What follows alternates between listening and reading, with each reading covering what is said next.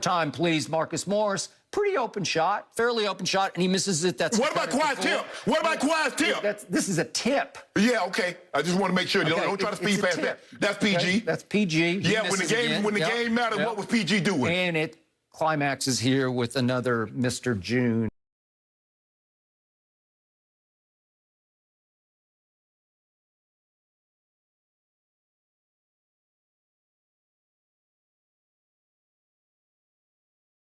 My man, Marcus Morris, went, let me count 0 for 5 from 3. 0 for 5 from 3. So wait a second. My man, Marcus Morris, and what did I tell you yesterday? I'm starting to think that the Clippers go as Marcus Morris goes. He was 1 for 9 from 3 in game 1. He was 0 for 5, including 3 huge misses down the stretch of that game when it's just begging for the Clippers to steal it. And that makes him 1 for 12 from 3 over the last 2 games. Marcus Morris, who went 7 of 9 in Game 7 against Dallas. Marcus Morris, who in Game 3 on a fateful Friday night, what would that be, 2 weeks ago? He made 3 threes from that far corner in Dallas to just salt the game away. He just shot their hearts out in a packed house in Dallas, Game 3 on Friday night. Whew! And now he's 1 for 12, and all of a sudden, he's turned into the evil twin. Marcus Morris is not the evil twin. He's the driving force of my team. He's the guts and clutch shooter. He's actually the closer for my team. And I've got him missing 3 and my team missing 9 straight shots, and it drives me out of my mind because you were cooked. You were shot. It's not like they turned up the heat on defense. I just showed you those shots. Turn it up. Like 7 of them are just wide open, and maybe 2 of them are fairly contested, but they're makeable shots. And you don't make 1 shot out of 9, and the thing slips away to a 10-point game? Skip, you keep saying there's no shame in losing and playing the way they played. But if you're the best team, you told me this is the best team. You tell me every single weekday we come in here, Jeff Van Gundy says this is the deepest team. He said so it's if you're the best in the West. Okay, so they got to be shame. You losing, you're the best. But see, here's the difference, Skip. The fact of the matter is Utah, the shots that they're missing, those are the guys you want to take the shot. You want Marcus Morris Sr. to take that shot. You want Nicholas Batum to take that shot. You want Reggie Jackson to take that shot.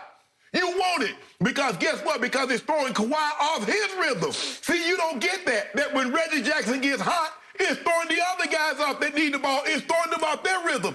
That's why they don't care.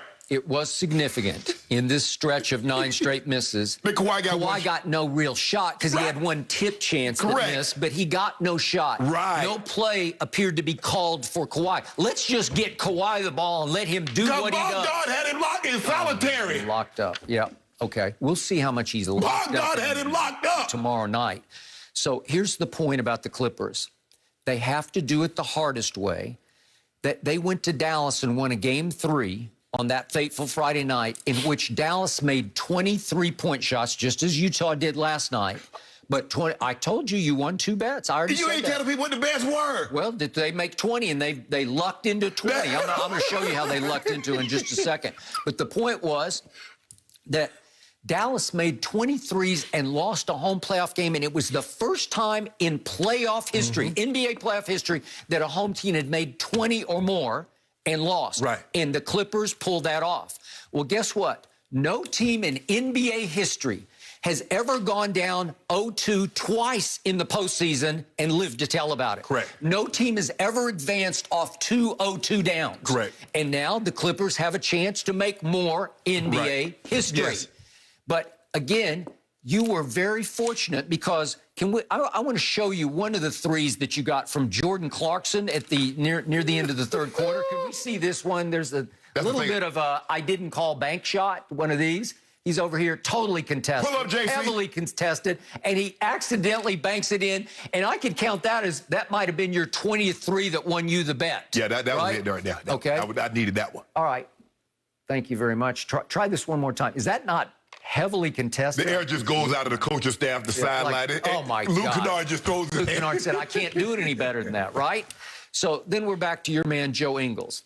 I've never been a big Joe Ingles guy. I'm sorry, because I look at him, and my first thought is always, how is he in the NBA? Well, not only is he in the NBA, but he was runner-up for Sixth Man of the Year. It was between him and his teammate who just lucky banked that one in, right? Yep. And yet, that guy did me the most damage last night because that guy, if we could see the first shot that he made after Reggie Jackson's big bomb that makes it 101 to 99, here's Joe Ingles. He throws it off the top of the freaking backboard. And this is when I yelled to Ernestine. She wouldn't even come in my room because I'm watching. You lose your mind, yes. And I yelled to her, that's it, I lost. Because if he's going to make it off the top of the backboard, I can't win this game. It's just your night. If Jordan Clarkson's going to bank it, lucky bank it in, and then he's going to make one off the top of the backboard, I just said, I'm cooked. But Skip, I'm done. But this was really the backbreaker here, is that you let it walk into a three. All right, and that was your 20th three, and that was the killer because that made it a 10-point game.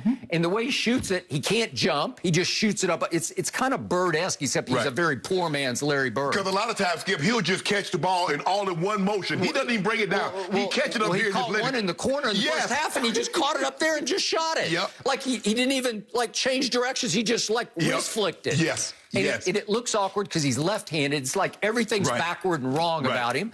And he killed me last night.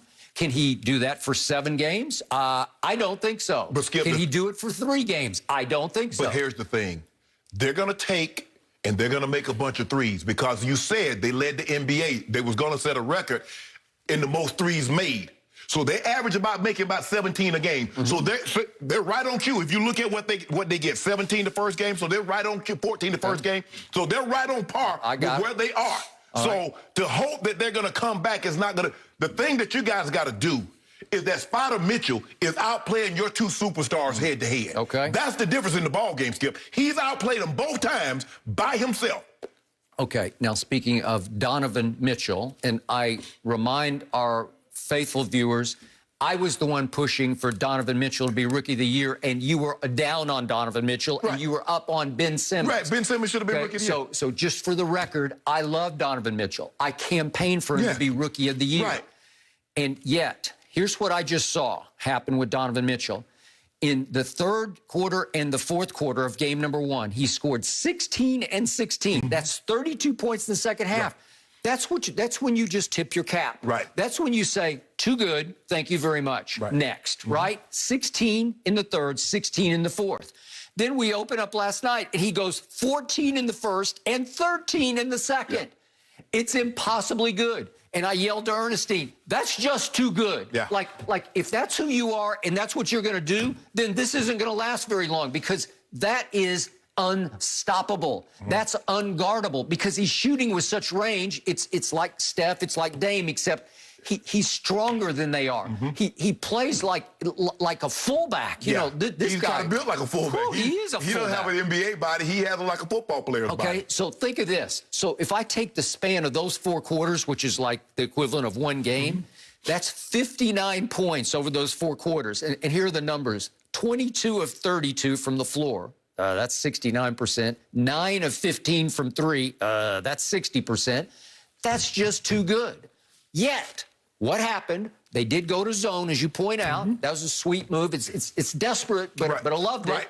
Because it was discombobulating. It took the crowd out of the game. It took the rhythm out of the game. They were just a little bit off guard for a while where they couldn't find a rhythm to attack the zone. And so all of a sudden, your man, Spider Mitchell, he goes for a grand total of 3 points in the 3rd quarter on 1 of 6 shooting, and then he scored 7 in the 4th, which is beatable. You can beat 7 because he goes 3 of 7, but 0 of 1 from 3. So your man, Spider Mitchell, made 1 3 in the second half. I can live with that. I can beat that. I can't beat Joe Ingles making it off the top of the backboard. But that's the thing, though, Skip. The difference is that when Lucas struggled down the stretch, nobody else can make a shot. I don't know. Tim Hardaway